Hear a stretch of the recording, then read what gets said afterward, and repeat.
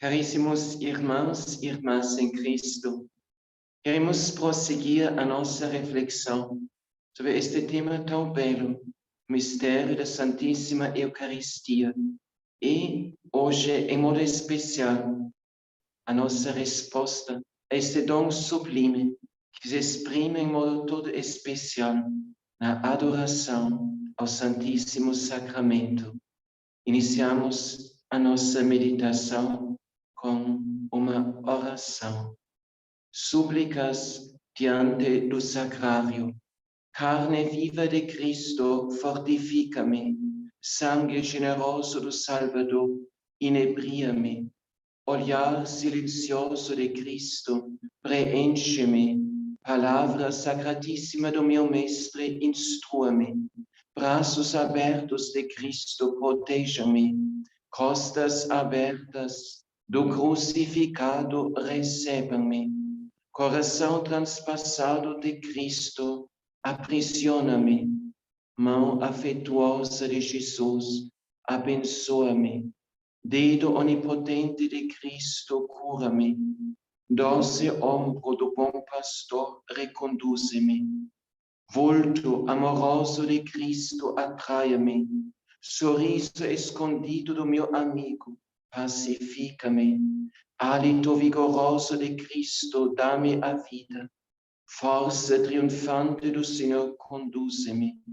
Fogo ardente de Cristo, inflama-me. Bondade do Filho de Maria, seduze-me. Luz puríssima de Cristo, ilumina-me. Vida que jorra do Redentor, transforma-me. Alma sublime de Cristo, eleva-me. Divindade do Verbo feito carne, consagra-me. Espírito Santo, dom de Cristo, santifica-me. Em nome do Pai, e do Filho, e do Espírito Santo. Amém.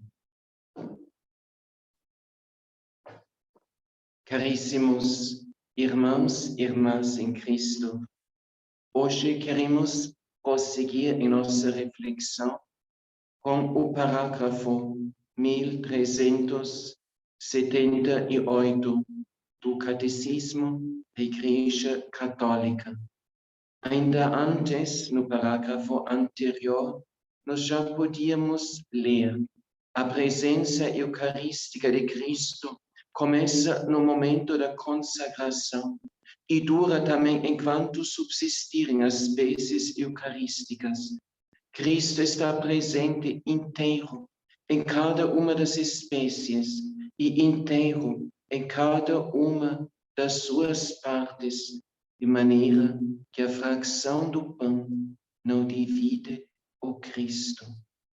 Agora, se essa presença de Jesus na Eucaristia é tal como descrita aqui no Catecismo, significa que Jesus está na Eucaristia conosco o tempo todo, que nós conservamos as espécies eucarísticas, ou seja, o corpo de nosso Senhor Jesus Cristo, o seu sangue preciosíssimos, que Ele nos dá sob a aparência do pão e do vinho, em todo lugar onde perdura a presença das espécies sagradas que foram consagradas na Santa Missa, perdura a presença viva e verdadeira de Jesus no meio de nós.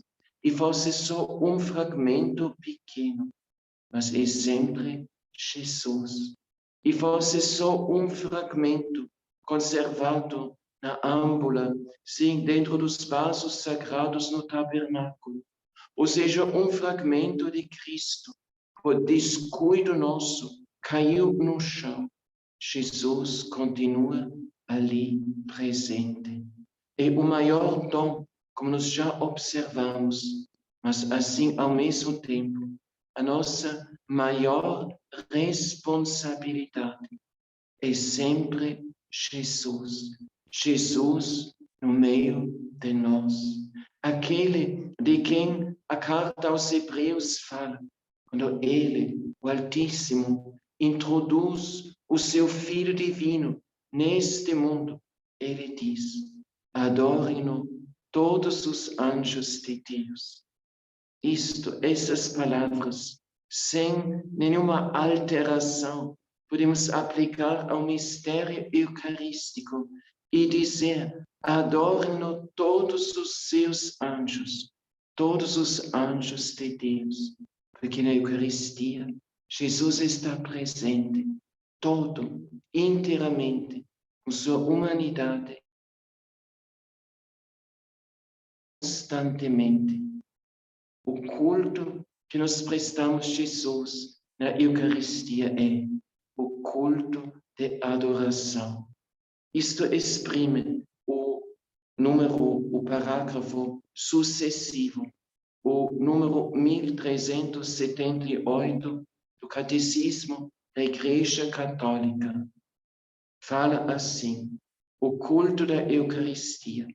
Na liturgia da Santa Missa, exprimimos a nossa fé na presença real de Cristo, sob as espécies do pão e do vinho, entre outras coisas, dobrando os joelhos ou inclinando-nos profundamente em sinal de adoração do Senhor.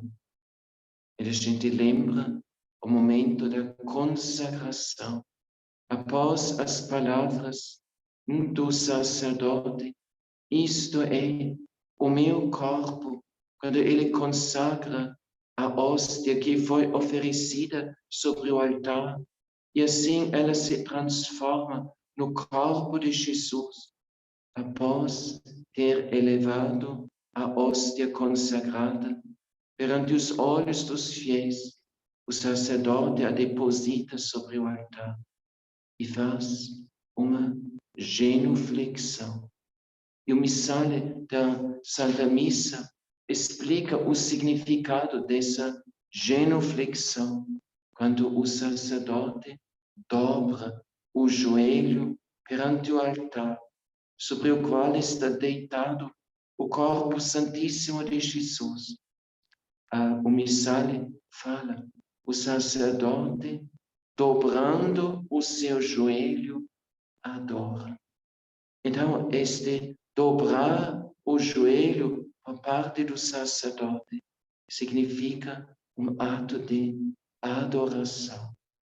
Adoração é aquele ato de veneração, de glorificação, o ato de dar honra a um outro que só pertence a Deus, só e exclusivamente a Ele. Portanto, este ato de adoração por parte da Igreja perante o Santíssimo Sacramento exprime a consciência viva da Igreja, de ela, na Eucaristia, se encontrar na presença do próprio Deus, do Deus feito homem, do Deus que em Cristo, nosso Senhor, no Verbo encarnado, chegou e chega até nós, está presente no meio de nós. E como sacerdote, adora a hóstia consagrada. Ele também adora o cálice com o vinho. Então, após as palavras da consagração, transformadas no sangue preciosíssimo, no sangue redentor do Filho de Deus. E assim como o sacerdote faz, todos os fiéis ali presentes estão convidados de fazerem a mesma coisa. A gente não pode ficar em pé durante o momento da consagração. Então, tem pessoas que estão doentes, que não podem ajoelhar. Evidentemente, eles são assim, dispensados. Mas todos que estão aqui com saúde e tudo mais, todos fazem a mesma coisa. Dobram o joelho, não só como um rito sagrado, mas nessa profunda consciência, este dobrar o joelho exprime a adoração da igreja exprime, como o catecismo diz em outro número, a prostração da criatura perante aquele Deus sempre maior. Sim, o reconhecimento, o catecismo também fala, quando ele explica o primeiro mandamento da lei de Deus.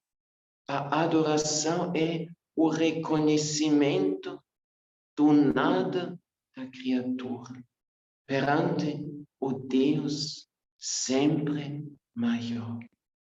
O catecismo, se a gente pega o número, deixa eu olhar um momentinho, pega os números 2096 e 2097, o catecismo tem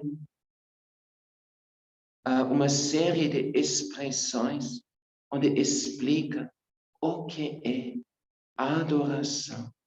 A adoração é o primeiro ato da virtude da religião. Adorar a Deus é reconhecê-lo como Deus, como o Criador e o Salvador, o Senhor e o Mestre de tudo que existe, o amor infinito e misericordioso.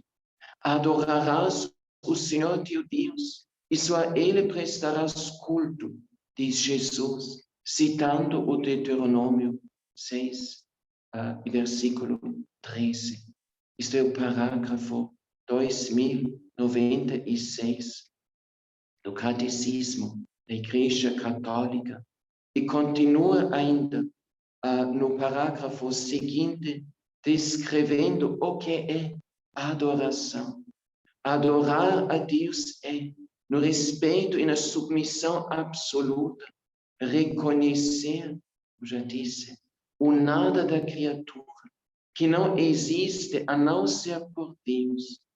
Adorar a Deus é, como Maria no Magnífica, louvá-lo, exaltá-lo e humilhar-se a si mesmo, confessando com gratidão que Ele fez grandes coisas e que seu nome é santo.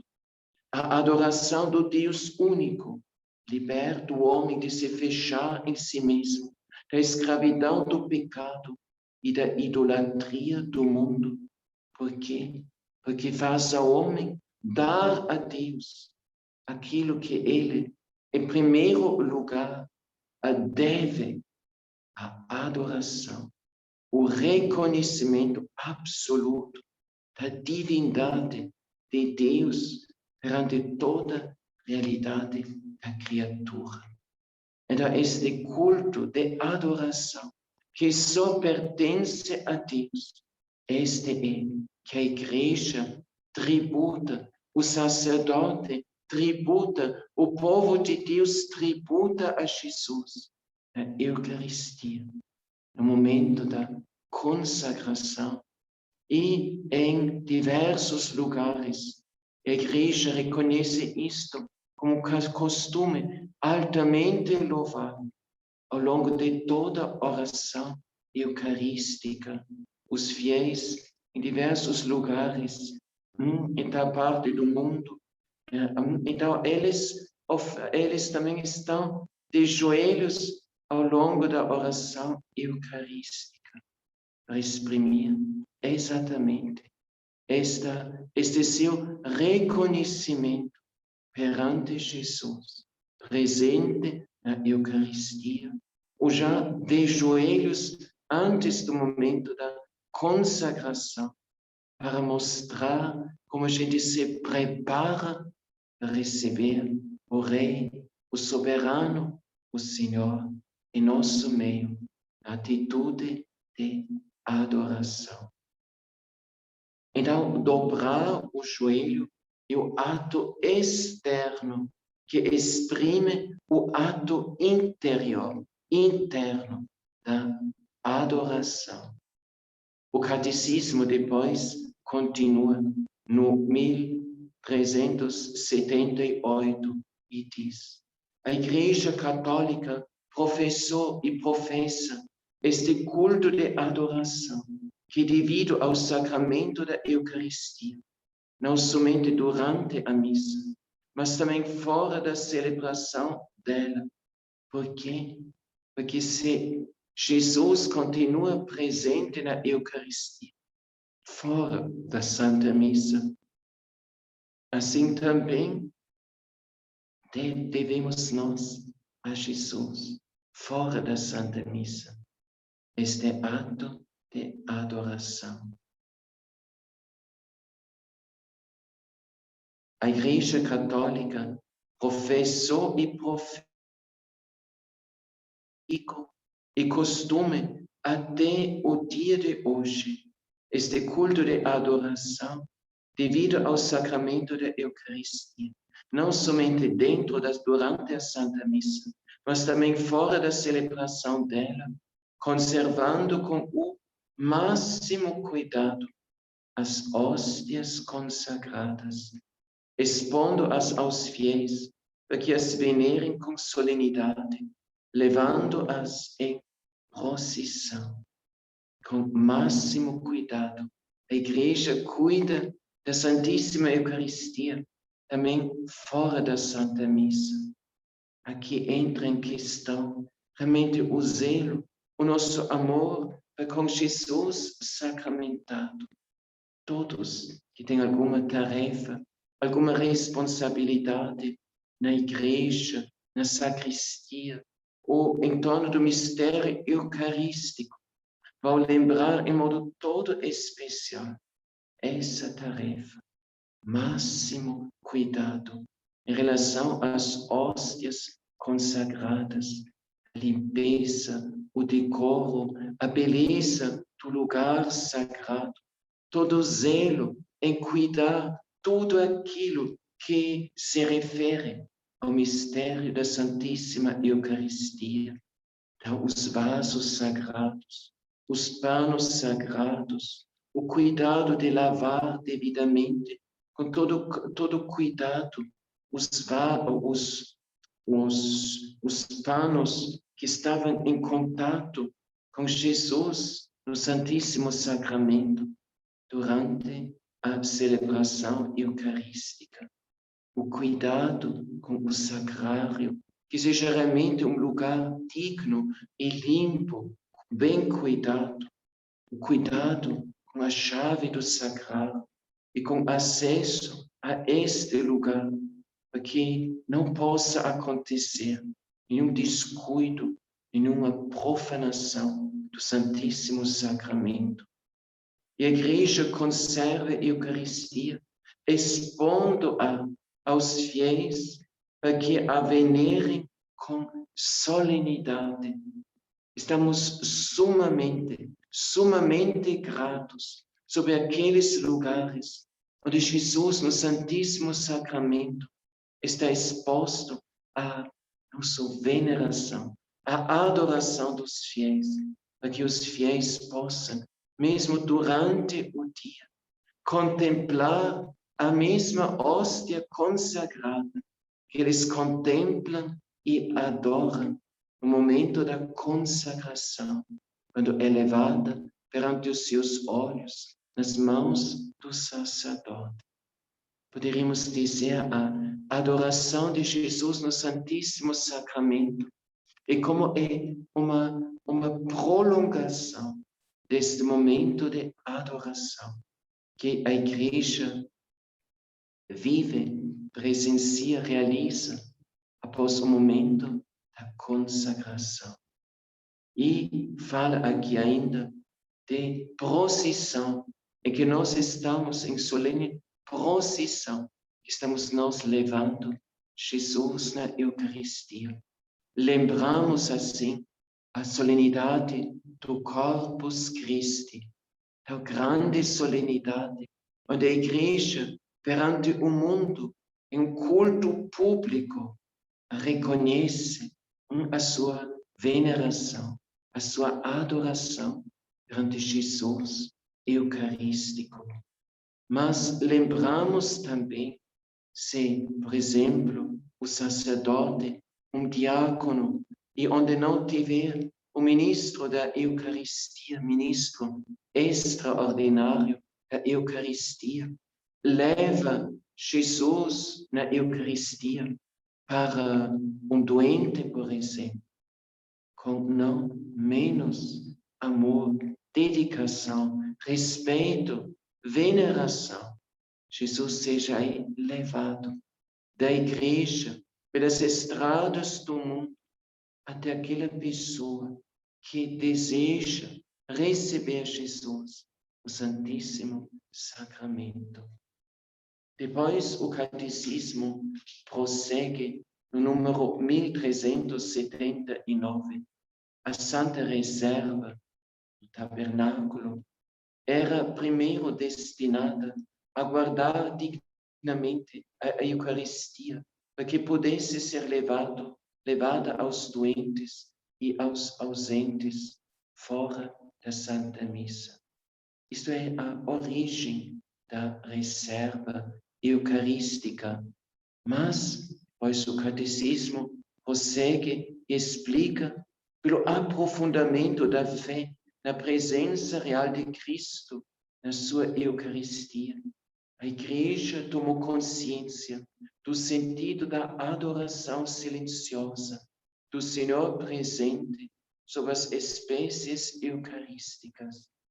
E por isso que o tabernáculo deve ser colocado em lugar particularmente digno da Igreja. Deve ser construído de tal forma que sublinhe e manifeste a verdade da presença real de Cristo no Santo Sacramento. Então, o tabernáculo na igreja, o sacrário, não é simplesmente um lugar da reserva eucarística. O é de verdade, mas é ao mesmo tempo o trono do Altíssimo no meio de nós. O livro do Apocalipse nos fala do trono de Deus e do Cordeiro, circundado por milhares e milhares, miríades de anjos e de santos no céu. Sim, então Jesus, nosso Senhor, o Cordeiro imolado e ao mesmo tempo vivo e em pé, adorado pelas multidões de anjos e santos no céu. É o mesmo Jesus, o mesmo Cordeiro, presente no meio de nós. Portanto, o sacrário não é só lugar onde procuramos com toda segurança e cuidado conservar as espécies sagradas, mas é ao mesmo tempo o trono de Deus e do Cordeiro no meio de nós. Portanto, a construção das nossas igrejas, a disposição do sacrário e também a ornamentação do sacrário, tudo deve indicar isto. Tudo isto deve revelar isto. Normalmente a porta, ao menos a porta do sacrário, é dourado. Os vasos sagrados que conservam a Santíssima Eucaristia, segundo as normas da Igreja, devem ser dourados, ao mínimo, na parte interior, para sempre mostrar, revelar, testemunhar que é Jesus, o Filho de Deus, que nós, na Santíssima Eucaristia, temos o enorme privilégio de hospedar no meio de nós. Eis a morada de Deus entre os homens. Lemos estas palavras no livro do Apocalipse. Mas nós havemos e podemos aplicar estas palavras não só à realidade escatológica que nós esperamos no futuro, mas podemos aplicar estas palavras com toda razão ao mistério da Eucaristia, onde Jesus se faz presente no meio de nós. Eis a tenda de Deus, eis o tabernáculo, eis a moradia de Deus, entre os homens. Ele estará ali conosco. Não passarão mais fome, nem sede. Deus estenderá a sua tenda sobre todos eles. Enxugará as suas lágrimas dos seus olhos.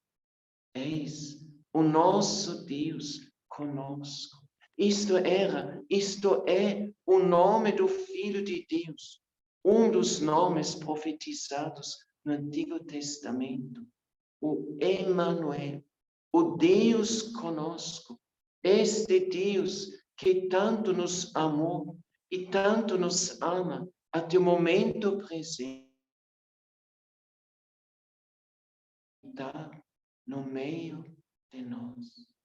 Caríssimos, que criatura tem este privilégio? Somos nós. Muitas vezes já observamos os mais privilegiados aqui neste mundo, enquanto os outros vivem em solidão, vivem tantas vezes em desespero, em angústia. Temos nós, o nosso Deus, em nosso meio. Eis aqui o nosso Deus. Podemos dizer para os nossos filhos, podemos dizer àqueles que não são católicos, eis aqui o nosso Deus. Ele habita conosco na Santíssima Eucaristia. Para ninguém de nós precisa se desesperar ou desanimar nas provações de sua vida. Para ninguém precisa pensar que Deus se teria esquecido de nós, de mim. Mas, se nós temos a fé da Igreja, a fé católica em nosso coração, sabemos, não caminhamos sozinhos, não lutamos sozinhos aqui nessa terra, mas sabemos, o nosso Deus, através do seu próprio Filho, encarnado, através do seu próprio Filho, feito Eucaristia, por causa de nós, está no meio de nós, continua presente no meio de nós, caminha conosco. Ninguém está sozinho, ninguém está desamparado, ninguém precisa desanimar ou desistir, porque Jesus, Ele está aqui conosco. Então, o nosso Deus, eis aqui o nosso Deus, ou como outros já diziam, Eucaristia, a Eucaristia, o nosso Deus amado no meio de nós. Jesus, na Santíssima Eucaristia, no mistério do seu amor, sempre conosco. Louvado seja nosso Senhor Jesus Cristo, para sempre seja louvado, e sua Mãe Maria Santíssima. Amém. O Senhor esteja convosco, Ele está no meio de nós. Abençoe-vos, Deus Todo-Poderoso e Misericordioso, com toda a riqueza e força de sua graça, do seu amor, de sua bondade, de sua misericórdia, o Pai e o Filho e o Espírito Santo. Amém.